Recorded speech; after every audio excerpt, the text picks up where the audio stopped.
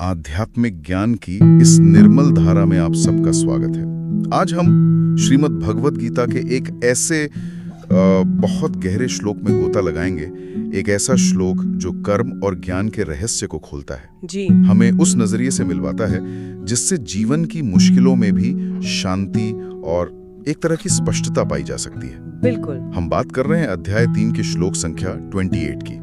ये ज्ञानी व्यक्ति की सोच, उसकी मनोस्थिति को दिखाता है। हाँ, तत्वविद तू महाबाहो वाला श्लोक। सही कहा। और इस गहन विषय पर जो हमारी आज की चर्चा है उसका आधार कैप्टन श्याम बहादुर चौहान जी का एक बहुत ही विचारोत्तेजक संकलन और विश्लेषण है। तो हमारी कोशिश रहेगी कि इस श्लोक के मर्म को समझें, इसकी अलग अलग परतों को खोलें और देखें कि ये सदियों पुराना ज्ञान आज हमारे जीवन को कैसे रोशन कर सकता है। बिल्कुल। और आज के समय में तो ये और भी जरूरी हो गया है। देखिए ना, दुनिया में हर कोई किसी ना किसी दौड़ में है। तनाव है, अनिश्चितता है, ये सब तो जैसे जीवन का हिस्सा बन गए हैं। ये तो है। ऐसे में गीता का ये संदेश एक शांत झील की तरह है।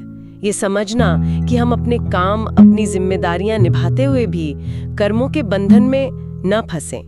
ये वाकई में मानसिक शांति और एक तरह की अंदरूनी आजादी की कुंजी है। हाँ, ये सिर्फ अपने लिए नहीं बल्कि शायद एक बेहतर समाज के लिए भी जरूरी है। निश्चित रूप से, एक संतुलित समाज के लिए। तो आइए सबसे पहले उस श्लोक को ही सुनते हैं जिसने सदियों से ज्ञानियों और साधुकों को राह दिखाई है। तत्ववित्तु महाबाह गुण कर्म विभागयो गुणा गुणेषु वर्तन्ते इति मत्वा न सज्जते। इसके शब्दों में ही देखिए कितना गहरा अर्थ है। तत्ववित यानी जो तत्व को, परम सत्य को जानता है। तू परंतु महाबाहो, हे महान भुजाओं वाले अर्जुन के माध्यम से हम सबको कहा जा रहा है। हाँ, हम सबको संबोधन है। गुण कर्म विभागयो मतलब गुणों, प्रकृति के 3 गुण होते हैं ना, सत्व रजस तम। हाँ, सत्व रजस तम। और कर्मों के विभाजन को, उनके फर्क को गुणा गुणेषु वर्तन्ते। इसका क्या मतलब हुआ? गुणा गुणेषु वर्तन्ते। इसका मतलब है गुण ही गुणों में बरत रहे हैं। जैसे हमारी इंद्रियां हैं, वो अपने विषयों की तरफ जा रही हैं। ये गुणों का ही खेल है।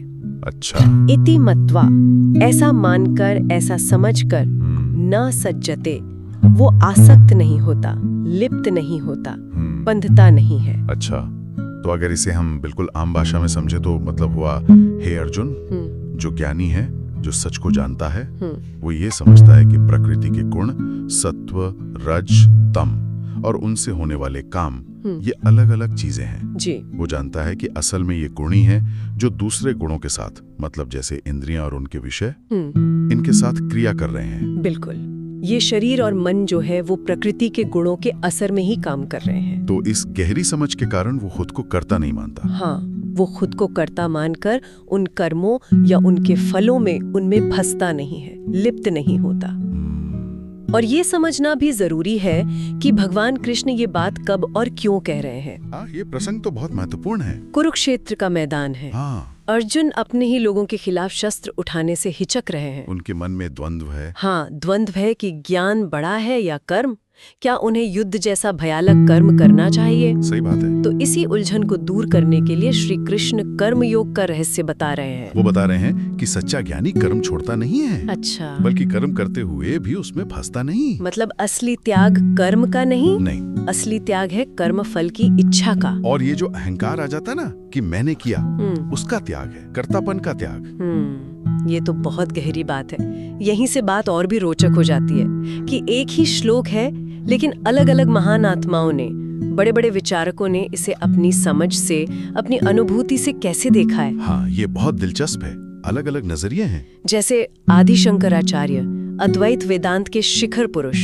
जी हाँ, आदि शंकराचार्य कहते हैं कि तत्वविद वो है जिसने अहम ब्रह्मास्मि, मैं ही ब्रह्म हूँ, इस सत्य को जान लिया है, अनुभव कर लिया है। अच्छा।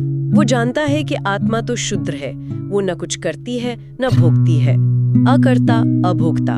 फिर ये कर्म कौन कर रहा है? ये शरीर, इंद्रियां, मन, बुद्धि, ये सब प्रकृति के 3 गुणों की रचना है।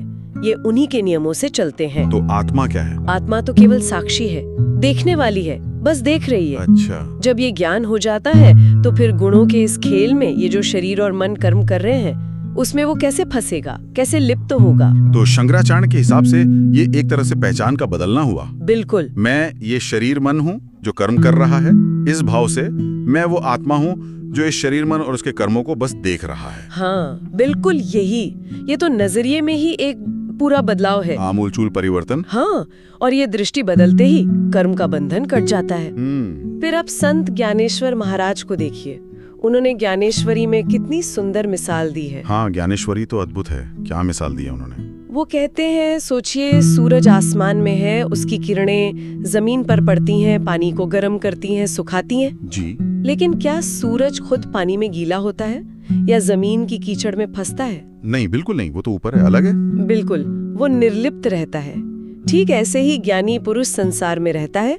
उसका शरीर, उसकी इंद्रियां कर्म करते हैं, लेकिन उसकी आत्मा, उसका जो असली स्वरूप है, वो उन कर्मों और उनके फलों से अछूता रहता है। जैसे सूरज। हाँ, ये तो बस गुणा गुणेषु वर्तन्ते, गुण ही गुणों से मिल रहे हैं, खेल रहे हैं। आत्मा तो बस देख रही है, दृष्टा बनी रहती है। ये मिसाल बहुत अच्छे से समझाती है कि संसार में रहते हुए भी उससे अलग कैसे रहा जा सकता है। हाँ। और स्वामी विवेकानंद, उन्होंने तो इसे बहुत ही व्यवहारिक, प्रैक्टिकल लेवल पे उतारा है ना। हाँ, स्वामी विवेकानंद का नजरिया आज के मन के लिए बहुत प्रेरणा देता है।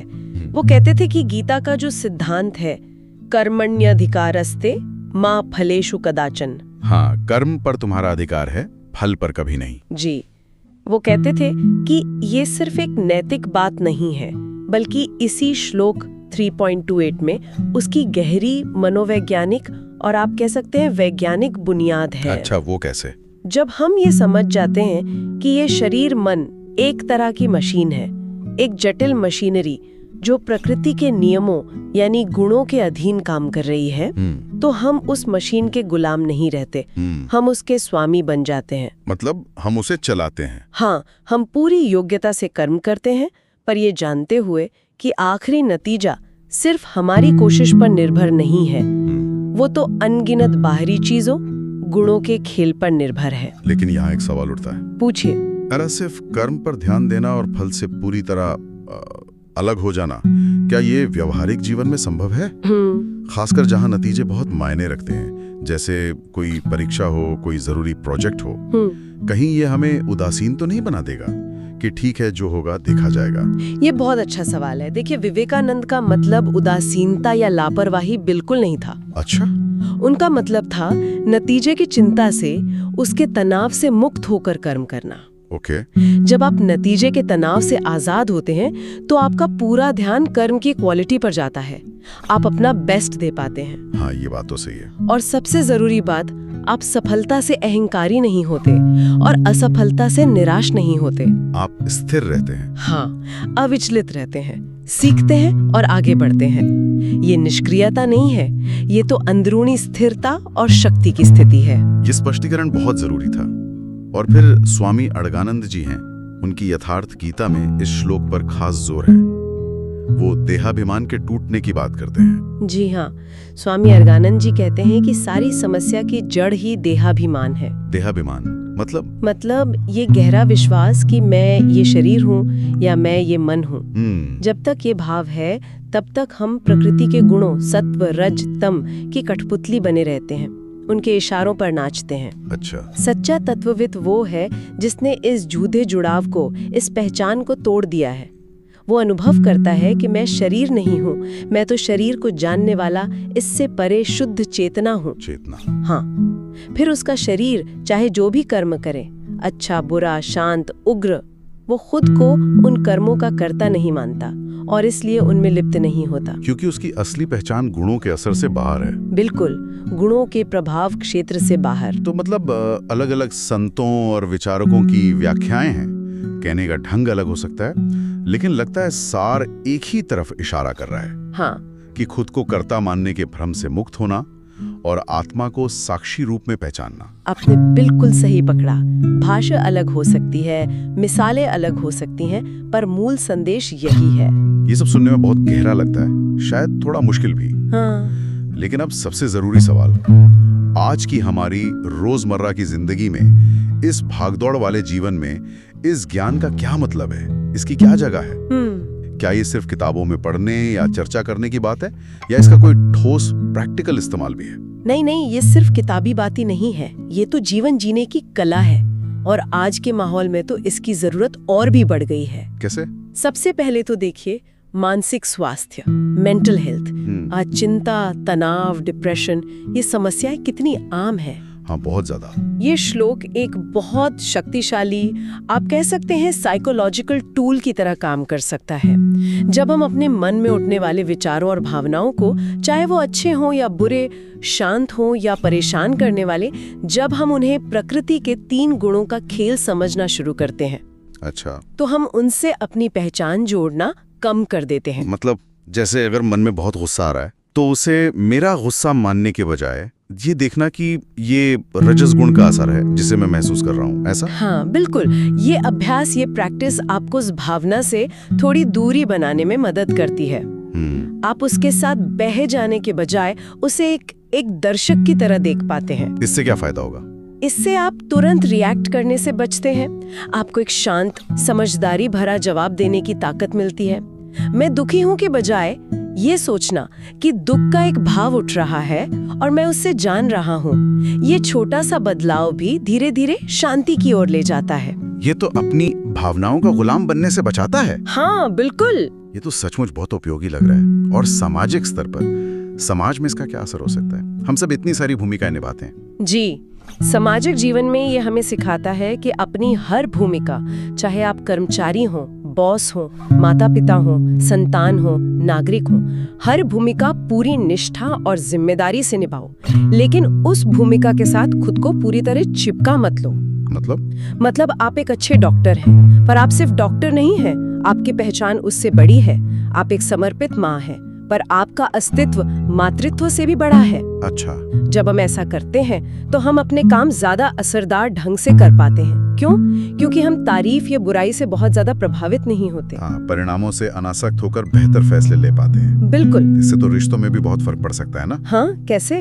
अगर हम ये समझें कि सामने वाले का जो व्यवहार है वो भी उसके अपने संस्कारों और गुणों, सत्व, रज, तम का ही नतीजा है, तो शायद हमें कम गुस्सा आएगा, कम मोह होगा, ज्यादा समझ और सहनशीलता आएगी।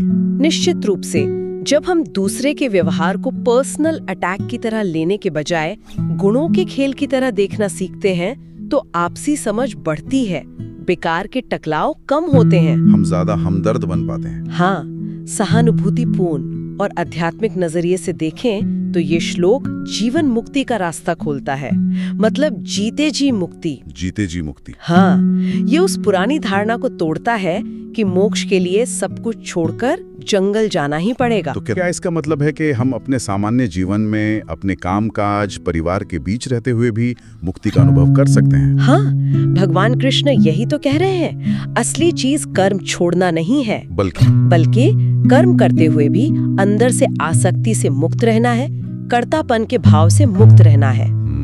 कर्म तो प्रकृति का स्वभाव है, वो तो होगा ही। शरीर है तो क्रिया होगी। जरूरी यह है कि हमारा मन उस काम या उसके फल में उलझे नहीं। तो कर्म बंधन नहीं बनेगा? नहीं, जब हम साक्षी भाव से कर्म करते हैं तो कर्म बंधन का कारण नहीं बनता, बल्कि वो मन को साफ करने और आध्यात्मिक उन्नति का साधन बन जाता है। यही तो कर्मयोग का रहस्य है। युवाओं के लिए, आज की यूथ के लिए ये ज्ञान कैसे काम आ सकता है? वो तो खासकर नतीजों के भारी दबाव में जीते हैं। परीक्षा के नंबर, करियर की सफलता, समाज क्या कहेगा? युवाओं के लिए तो ये एक संजीवनी बूटी की तरह है। अच्छा, कैसे? ये श्लोक उन्हें सिखाता है, अपना पूरा ध्यान अपनी तैयारी पर लगाओ, अपनी कोशिश कर्म पर लगाओ। नतीजा क्या होगा उसकी चिंता ईश्वर पर या प्रकृति के नियमों पर छोड़ दो। इससे क्या होगा? जब मन नतीजे की चिंता से मुक्त होता है तो कंसंट्रेशन बढ़ता है, परफॉर्मेंस सुधरता है। ये तो है। और सबसे बड़ी बात, ये असफलता के डर को कम करता है। हाँ, फेल होने का डर तो बहुत होता है। युवा ये समझने लगते हैं कि सफलता और असफलता ये जीवन का हिस्सा है, सीखने की प्रक्रिया का हिस्सा है। तो वो रिस्क लेने से डरेंगे नहीं। हाँ, वो नई चीजें आजमाने से, क्रिएटिव रिस्क लेने से घबराते नहीं। उनका आत्मविश्वास बढ़ता है और वे सिर्फ नतीजे पर टिकी खुशी के बजाय जीवन की प्रक्रिया का आनंद लेना सीखते हैं। ये उन्हें शायद ज्यादा रेजिलिएंट भी बनाता है, मतलब जुझारू बनाता है कि गिरकर उठना और फिर कोशिश करना जरूरी है, ना कि हमेशा सफल होना। बिल्कुल, ये एक बहुत ही संतुलित और मजबूत व्यक्तित्व बनाता है। और बच्चों को इतनी गहरी बात छोटे बच्चों को कैसे समझाई जाए? स्रोत में एक कहानी का जिक्र था शायद। हाँ, वो कहानी बहुत प्यारी है और बात को आसान बनाती है। एक बच्चा तालाब में अपनी खिलौना नाव चला रहा था। हवा चली, नाव दूर बहने लगी। बच्चा रोने लगा। एक समझदार व्यक्ति ने उसे समझाया, बेटा देखो, नाव पानी पर तैर रही है। हवा और पानी उसे बहा रहे हैं, तुम तो बस किनारे खड़े होके ये सब देख रहे हो, है ना? बच्चे को बात समझ आ गई। हाँ। इसी तरह हमारा शरीर, मन ये नाव है। प्रकृति के गुण सत्व, रज, तम, हवा, पानी की तरह हैं जो इसे चलाते हैं। तो ज्ञानी कौन हुआ? ज्ञानी बच्चा या व्यक्ति वो है जो समझता है मैं तो देखने वाला हूँ, मेरा काम है अपना कर्म करना, जैसे पढ़ाई करना, खेलना, और फल नंबर, जीत हार तो इन हवा, पानी, गुणों और परिस्थितियों पर भी निर्भर करेगा। इस समझ से बच्चों का बेवजह का तनाव कम होगा। हाँ, और वे सीखने का आनंद ले पाएंगे, काम में मजा आएगा। अब बात करते हैं उनकी जो हमारे समाज और परिवार की नींव है। शक्ति का स्रोत है हमारी माताएं, बहनें, घर की गृहिणियां। उनका जीवन तो लगातार सेवा, समर्पण और प्रेम का प्रवाह है। उनके लिए गीता का ये संदेश क्या खास मायने रखता है? उनके लिए ये श्लोक बहुत ही गहरा और व्यवहारिक मार्गदर्शन देता है। पूज्य माताओं और बहनों का जीवन अक्सर परिवार की धुरी बनकर घूमता है। जी बिल्कुल। सुबह जागने से रात सोने तक अनगिनत छोटे बड़े काम, खाना बनाना, बच्चों को देखना, घर संभालना, सबकी जरूरतें पूरी करना। हाँ, ये कभी ना खत्म होने वाला काम है। इस निरंतर कर्म यज्ञ में कई बार वे खुद को भूल जाती हैं, थकान महसूस होती है। कभी लगता है उनके काम को, उनके त्याग को वो पहचान या सम्मान नहीं मिल रहा जिसकी वे हकदार हैं। उपेक्षा का भाव आ सकता है। हाँ, उपेक्षा का भाव, निराशा या उदासी घेर सकती है। ऐसे में ये श्लोक उन्हें कैसे सहारा दे सकता है? कैसे उनके रोज के कामों को एक साधना में बदल सकता है? गीता उन्हें एक दिव्य दृष्टि देती है। भगवान कृष्ण मानो उनसे कह रहे हैं, हे देवी, तुम ये समझो कि तुम्हारे अंदर जो ये सेवा का, प्रेम का, पोषण करने का अद्भुत गुण है, ये खुद प्रकृति माँ की देन है। ये तुम्हारा सात्विक स्वभाव है। अच्छा। तुम इसी दिव्य गुण के जरिए ये सारे प्रेम भरे काम कर रही हो। तुम्हारा शरीर कर्म कर रहा है, तुम्हारा मन परिवार की चिंता कर रहा है, लेकिन तुम्हारा जो असली स्वरूप है, तुम्हारी जो आत्मा है, वो तो इन सब कामों को करते हुए भी साक्षी भाव से इनसे अलग है, अलिप्त है। तो इसका मतलब हुआ कि वे अपने सारे कर्तव्य, सारी जिम्मेदारियां पूरे प्रेम और लगन से निभाएं। हाँ, पर मन के किसी गहरे कोने में ये याद रखें कि मैं सिर्फ ईश्वर का दिया काम कर रही हूँ, एक जरिया मात्र हूँ। कर्तापन का भाव मेरा नहीं है। ये सब तो प्रकृति के गुणों का ही खेल है। बिल्कुल सही। और जब वे इस साक्षी भाव से, इस समर्पण भाव से कर्म करेंगी, तो आप देखेंगे कि चमत्कारी बदलाव आते हैं। कैसे बदलाव? पहला, जो सेवा या कर्तव्य शायद कभी बोझ लगता था, वो अब बोझ नहीं लगेगा। वो ईश्वर को चढ़ाया जाने वाला प्रसाद, एक पवित्र अर्पण बन जाएगा। उसमें एक आनंद आने लगेगा। दूसरा, परिवार के लोगों से या समाज से मान सम्मान, तारीफ या शुक्रगुजारी पाने की जो एक छुपी हुई उम्मीद मन में रहती है, हाँ, वो तो रहती है अक्सर, वो धीरे धीरे कम होने लगेगी। क्योंकि जब मैंने किया का भाव ही कम हो गया, तो बदले में कुछ पाने की उम्मीद भी हल्की हो जाती है। इससे मन शांत रहेगा। हाँ, इससे मन में उठने वाली पीड़ा, शिकायतें, निराशा, ये कम होती हैं। और उनकी अंदरूनी शक्ति पर क्या असर पड़ेगा? उनकी आंतरिक शक्ति और मानसिक शांति बढ़ेगी। वे बाहरी हालात या लोगों के व्यवहार से कम परेशान होंगी। वे घर का वो शांत, स्थिर केंद्र बन जाएंगी जो सबको संभालता है, सबको जोड़ता है। उनका धैर्य बढ़ेगा, सहनशीलता बढ़ेगी। बिल्कुल, उनका घर ही उनके लिए एक तपोवन बन जाएगा और उनके रोजमर्रा के साधारण दिखने वाले काम ही उनकी सबसे बड़ी आध्यात्मिक साधना बन जाएंगे। ये है उनके लिए सच्चा कर्मयोग। हाँ, यही उनके लिए सच्चा, जीता जागता और व्यवहारिक कर्मयोग है, जो उन्हें अंदर से मजबूत और आजाद बनाता है। वाह, ये तो सचमुच घर परिवार संभालने वाली हर महिला के लिए, हर व्यक्ति के लिए एक अनमोल दृष्टि है। तो इस पूरी चर्चा का सार, जैसा कि कैप्टन श्याम बहादुर चौहान जी द्वारा संकलित सामग्री से भी उभरता है, हम कह सकते हैं हमें कर्म करने की पूरी स्वतंत्रता है, लेकिन हमें कर्म फल की आसक्ति की गुलामी में बंधने की जरूरत नहीं है। ये सूत्र तो जीवन बदल सकता है। एकदम सटीक कहा आपने। हम सब अपने अपने जीवन क्षेत्र के योद्धा हैं। हाँ। चाहे वो युद्ध का मैदान हो, ऑफिस का क्यूबिकल हो, क्लासरूम हो, खेत हो या घर की रसोई। सही बात। गीता का ये श्लोक हमें सिखाता है कि हम अपना बेस्ट दें, अपनी पूरी क्षमता और ईमानदारी से काम करें, लेकिन उसका नतीजा ईश्वर की मर्जी पर या प्रकृति के बड़े विधान पर छोड़ दें। इस अनासक्ति से क्या मिलता है? इससे हमें एक अद्भुत निर्लेपता मिलती है, निर्भयता मिलती है और अंदरूनी शांति मिलती है। यही ज्ञानी का दृष्टिकोण है। हाँ, यही ज्ञानी का दृष्टिकोण है। और जैसा कि इस संकलन में बताया गया है, यही हमारे साधारण जीवन को सार्थक और असाधारण बनाने की कुंजी भी है। इस उपयोगी चर्चा के लिए हम कैप्टन श्याम बहादुर चौहान जी के संकलन के आभारी हैं। और जाते जाते हम अपने श्रोताओं के लिए एक विचार छोड़ जाते हैं। जरा सोचिए, अगर हम आज से ही अपने अंदर उठने वाले विचारों, भावों को और दूसरों के साथ अपनी बातचीत में, उनके व्यवहार में होशपूर्वक गुणों के इस खेल को देखना शुरू कर दें, ये पहचानना शुरू कर दें कि कब सत्व हावी है, कब रजस और कब तमोगुण अपना रंग दिखा रहा है, तो हमारी आपसी समझ, हमारी प्रतिक्रियाएं, हमारे रिश्ते किस तरह बदल सकते हैं, इस पर विचार जरूर कीजिएगा। जय श्री कृष्ण।